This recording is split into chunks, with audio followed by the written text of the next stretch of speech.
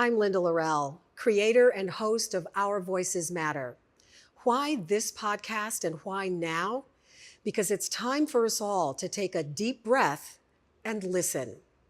I am a journalist, business owner, keynote speaker, founder of an education nonprofit, wife, mother, daughter, sister, dancer, and lover of life and my country. And like so many of you, I am deeply distressed at the deteriorating level of discourse in our democracy. This podcast is my humble attempt to do something about it, one story at a time. It is my hope that as you listen to and watch the stories of someone you might consider to be the other, that you will somehow see a glimpse of yourself and be reminded of our common humanity. So what do you say? Let's take this journey together. Welcome to Our Voices Matter, a podcast dedicated to empowering us all to better understand each other.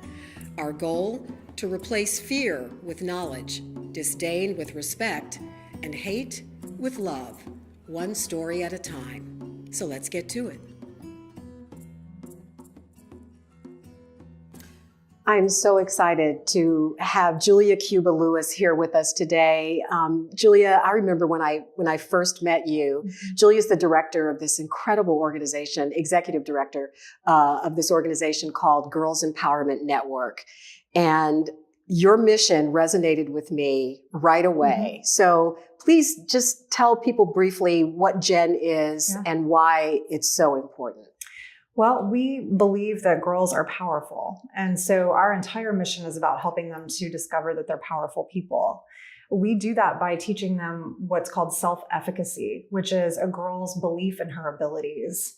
So if a girl is shooting for an A on a test, or she's trying to overcome a bully, or she is maybe experiencing an abusive relationship and trying to bring that to an end, maybe she's the first person to try to go to college in her entire family, or, maybe she's just trying to take care of herself when she feels like no one else will.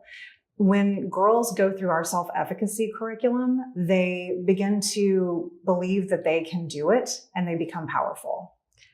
What is the curriculum? What happens? What do they go through? It's a curriculum that we deliver in schools, and we also have them in summer camps and then conferences. And so this curriculum is 20 modules.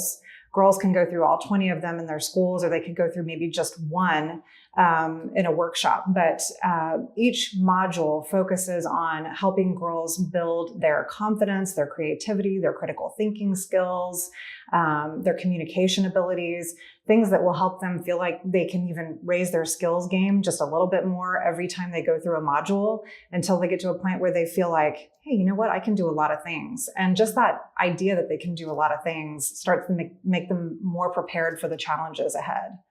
So the organization's based in Austin, yes, and you recently expanded to the Houston area. We did. And are those the only two markets that you're in now? We're in Dallas too. Awesome. Yeah. Awesome. Yeah. So what's your overall goal?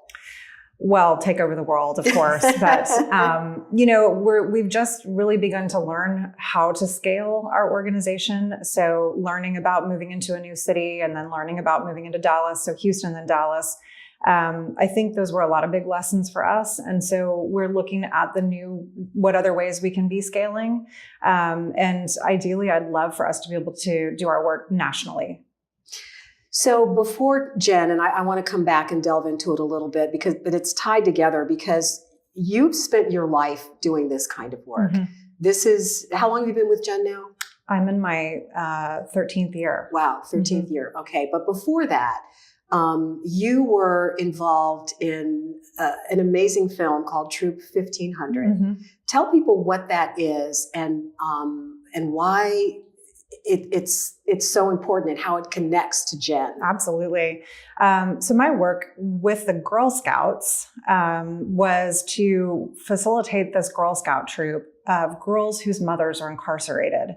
And basically, our entire focus was how to break the intergenerational cycle of incarceration. There was a judge one day, many, many years ago, who was looking at all the people who were coming through her courtroom, and she noticed that she had a grandmother, a mother, and a daughter from the same family on the same day, all for different crimes. Oh my And gosh. she just said, there's something that is intergenerational happening that is specific to women and girls. And so she hypothesized that there would be a way that we could go in and intervene in families to break that cycle of crime. When you look at the statistics for girls whose mothers are incarcerated, they are 8 times as likely to go to prison than their friends or their peers whose mothers live in the free world. So the cards are stacked against them. And so for that program in particular, our entire objective was to put those girls with their mothers so that they could become more familiar with who their mothers were and not carry the shame that they had about their mothers being incarcerated and the guilt. There was so much guilt for them. So we wanted to break the shame and the guilt for them by putting them with their mothers instead of having them be separate from them, especially in critical years, like from the age of 8 to 16. I was just going to ask you, what's the age range of the girls who were involved in this program? Yeah, we had girls who were between 8 and actually we had some 18-year-olds too, 8 to 18. Which was a beautiful model for a Girl Scout troop because there were like big sisters and little sisters, and they all taught each other something. And they all got to know one another's mothers. We actually would go to the prison and take the girls into the prison and spend 8 hours. We would start with, making some lunch together where food is such a tradition and it's such an important and family type activity. So we would make lunch together. We would have activities where the girls would just get a chance to roll on the floor with their moms and have nap time and talk and tell each other about the things that have been happening in their lives. And sometimes there'd be tears and there would be the guilt that they couldn't be with each other around really important and special occasions. We would do group therapy. We would have just group dialogue where we were talking about what our goals are as a group, what each other's individual goals were. And then we would do a lot of preparing for what mom was coming home next and how do we handle that? What does that look like? Yeah. So what would you say your takeaways were in terms of the transformations? How did you see the girls transform from the time that they began this program where they were visiting their moms in prison? And how long was the program itself when they were doing this? Well, they could stay in the program as long as they were a child. Okay. So by the time they're 18, they would graduate. So it could be over a period of years. Absolutely. So tell us about the transformations that you witnessed. Yes. So imagine a girl is at home one morning and there's a knock on the door and she goes to the door and it's the police and they're asking for her mother.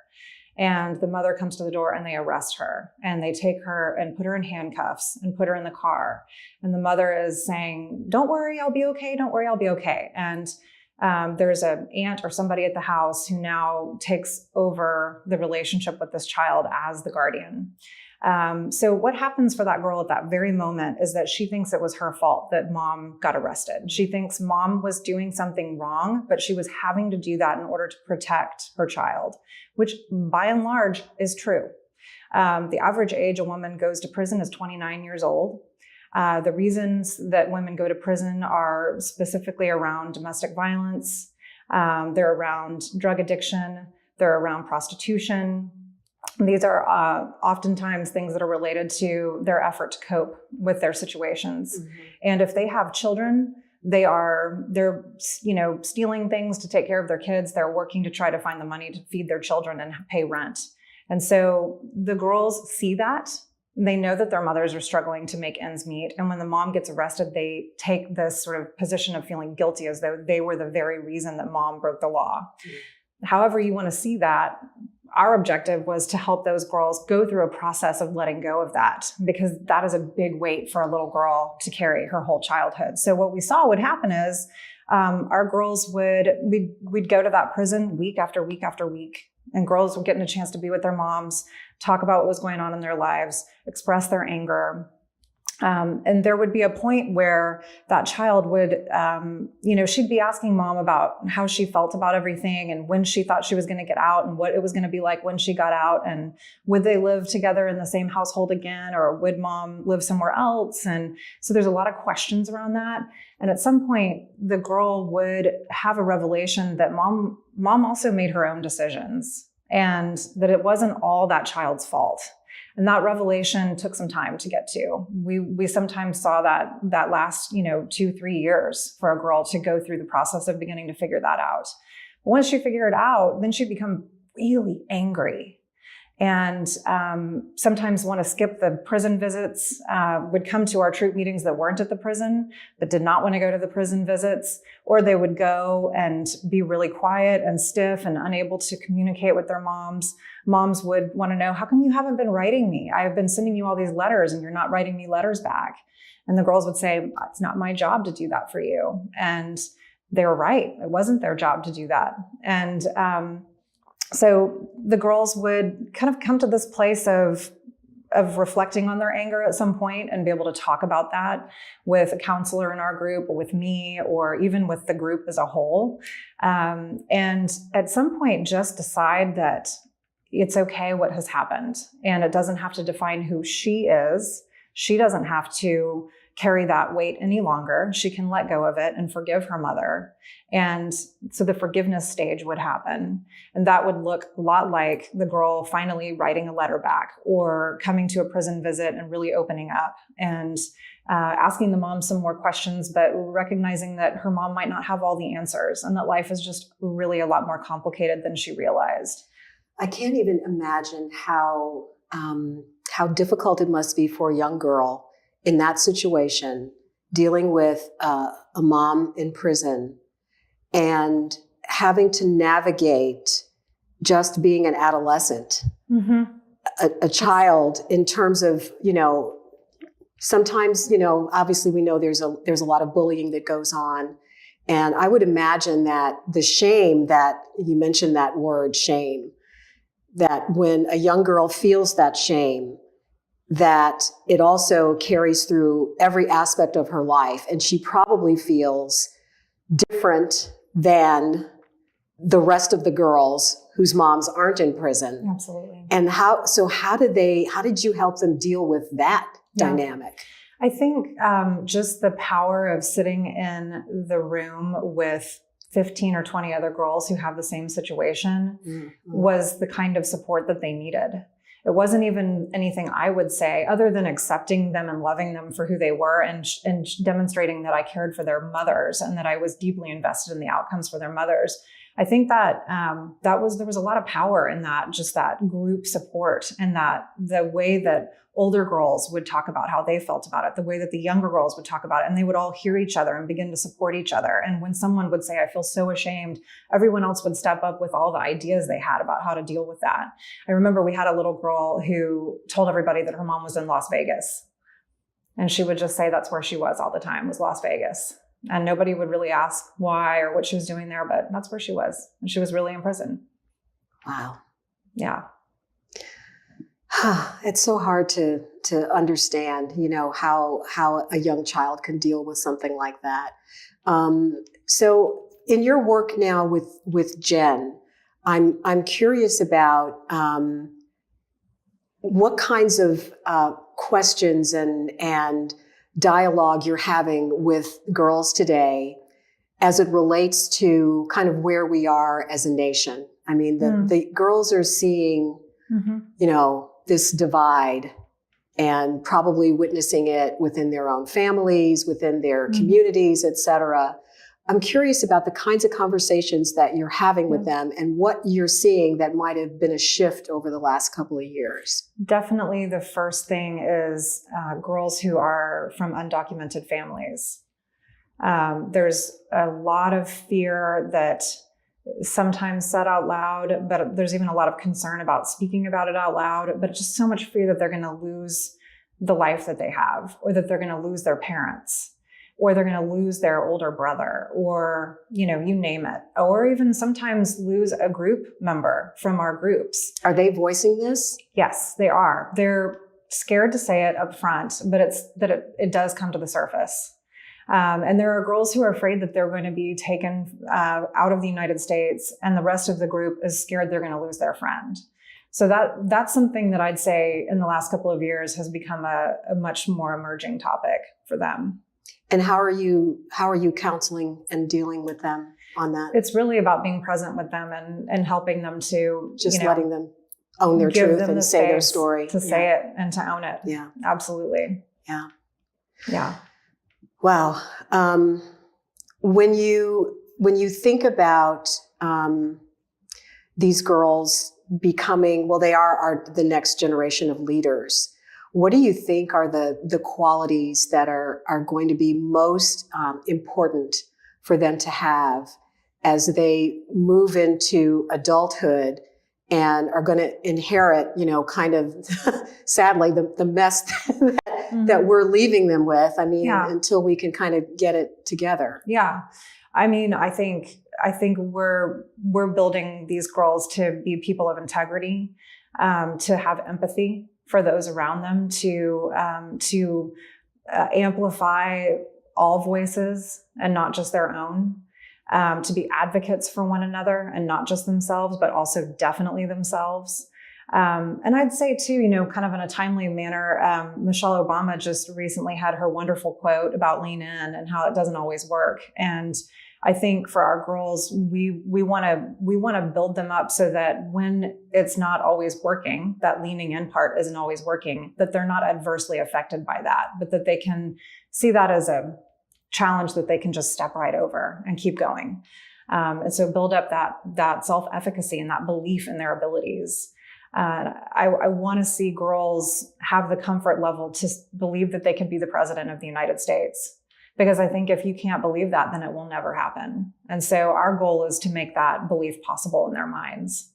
Where does this passion that you have for working with young girls come from? You've been doing this kind of work your whole adult life. Mm-hmm. Why? So someone asked me that a few years ago, and this story popped into my head that I hadn't ever remembered before. So I only remembered this a few years ago. But when I was 7 years old, I was the only girl on my t-ball team. And I did not know that because I was 7. So, I just thought everybody's a kid here. And we went to our end of year ceremony where they were going to be handing out awards for all the kids. And my parents, I was lucky enough to have both my parents, and they took me and they handed out these trophies. And I was the fastest runner on the team. So I just knew that my award would say that and that they would announce that when they handed it to me. So they were handing out these awards to all the kids, and it was a trophy that had a man who was in a baseball uniform, and he's in full swing on the trophy. And when it got to me, they said, "This is for Julia," and she was the only girl, and she really hung in there. And they handed me this trophy, and my trophy was a woman in a tight baseball uniform, and she had giant breasts. And she was in full swing, and everyone just started dying laughing. And even the coach was laughing. They just thought it was really funny. And I thought, well, I was just humiliated. I remember my little tiny hand in this big trophy, and I was just shaking, trying to figure out how to even get back to my seat. And so when we left, we got in the car, and I jumped in the back seat, and I was looking at this trophy, and I asked my parents, why did they make fun of me for being the only girl? And why didn't they say I was the fastest runner? And my mom turned around and looked at me, and she said, "I hope you figure that out someday." And I thought, wow, my mom either doesn't know or she's challenging me to go and find the answer for myself. And either way, I'm going to find it. And it started for me a journey of realizing that there were social issues outside of me, that there were issues around gender equity, which of course didn't know those words then, but I knew something was going on between girls and boys. Mm-hmm. I just understood that social justice was suddenly an issue. It was a new lens for me at age 7. And so I started really asking questions along the lines of gender equity. And made it my way through elementary, middle, and high school, wondering, asking questions, irritating people, pushing buttons. People didn't want to have to answer the questions that I had. There wasn't a place for me to go to say, why is it this way? The basic stuff that kids want to understand, like, why do I shave my legs and boys don't do that? Why can't I ask a boy on a date, but he can? Why, there's endless, why do I have to wear makeup and boys don't? Why do we wear dresses and they don't? It was these sort of very basic questions. Right. I think today my goal, of course, is for girls and boys to have access to the same things, to have equity, but also for there to be a place where girls can go and ask those questions, because they don't see the equity right around the corner. And so I think we've got to make a place for them where they can talk. Wow. What a story. Yeah. And you did not really thought about that until you'd been asked that question a little while ago. A couple of years ago, really, it just dawned on me. I actually really think that was a transformational moment for me. That was the genesis of. And I have the trophy. I bet you do. I do. Where do you keep it? It's with my china in the china cabinet. I love it. I love it. So did you ever tell your mom when you figured it out? I did. And she saw me figure it out. She saw me go to college and go through my own kind of transformation of understanding what was going on. She heard me talking about it. And I even sat down with her and just said, I think maybe you're a feminist. And I think maybe you taught me to be a feminist. And she said, yeah, and my mom was a feminist too. And she kind of pointed out these things we had around our house that were all very celebratory about women and the power in women. And I had never really noticed them before. And so I started to realize, that's a bit of a legacy in my family. That I love how she did this with you, how she ingrained it in you without you even realizing it. And it's not like she was, telling you every day, I'm a feminist, you're going to be a feminist. She just showed you. She did. And then she challenged you to figure it out for yourself. I love that. Yes. So she knew exactly what she was doing. She knew exactly what she was doing. And I suspect she still does. And so I'm always wondering, what is she going to challenge me to do next? Okay, Mom, what's next on my bucket list? Did you tell me already? Yeah. Oh my goodness. Well, speaking of that, what is next on your list?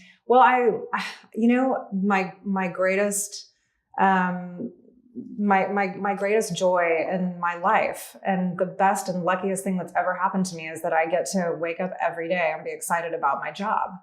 And I know that that's not true for, I don't know, maybe 90% of the population. I have no idea, but I get excited to go where I'm going every day. And so I think as long as I'm doing this, that's really going to be my answer. I've had people ask me to try other things, and it's just, I can't. I am working for mobilizing resources for women and girls in whatever capacity that is.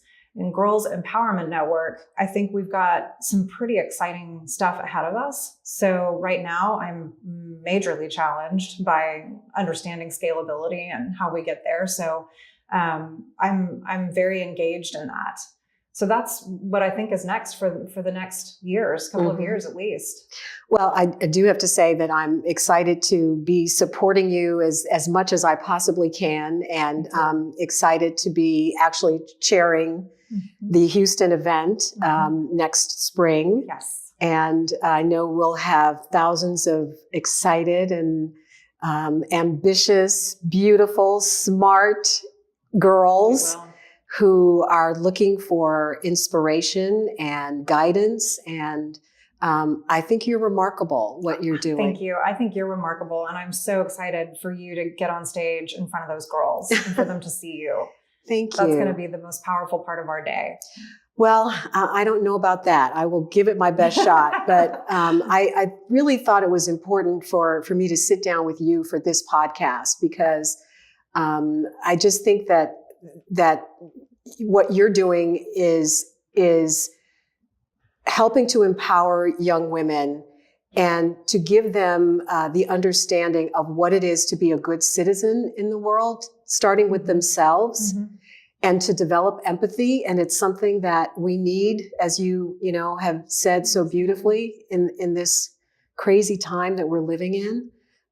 If there were one thing that you wanted to leave with our audience today, in terms of just giving us some hope of what's to come, especially since you do so much work with the next generation, what would that be? Yeah, it just makes me think of a story right off the bat, that question. We had a group in a school where a 5th grade girl was undergoing our curriculum, and the activity was where they were supposed to draw a comic strip.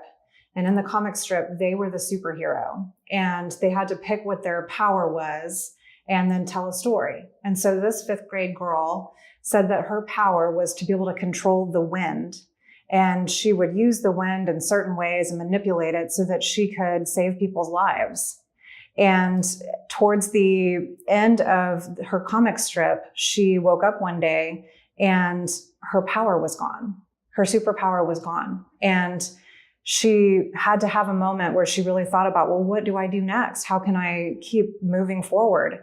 And what she realized is that she was already powerful without it, and that she could keep changing the world and saving people's lives. And so she did. And she was a superhero. Yeah. So, I mean, that's a 5th grade girl. And so what I would say to you is, you know, they're going to be voting, and they're going to be running our institutions and our companies and our schools. And they have that kind of outlook. So I feel pretty hopeful. Thank you for sharing that. I could see the tears in your eyes when you... It's special. When you... Yeah. Wow. That makes me feel hopeful. It does make me feel hopeful. Thank you so much for sharing that. And thank you for taking the time to come and share all of these beautiful stories with us. And I hope that our audience feels as inspired and as hopeful as I do after having spoken with you. So good luck. Keep doing this great work with Girls Empowerment Network, and we'll be cheering you on, and I'll be there supporting you as much as I possibly can in the days and years to come, because it's really, really important work. Thank you so much for having me. Thank you, Julia. Thank you. Well, I really appreciate all of you for tuning in, for giving our guest, Julia Cuba Lewis, the opportunity to speak today, to speak her truth. And thank you for having the courage to listen with an open mind. My hope is that you will continue to do that as you go about your day. Thanks so much. We'll see you next time. If the mission of Our Voices Matter resonates with you, please like, subscribe, download, and share, and then join the conversation, because it really is going to take all of us to make a difference.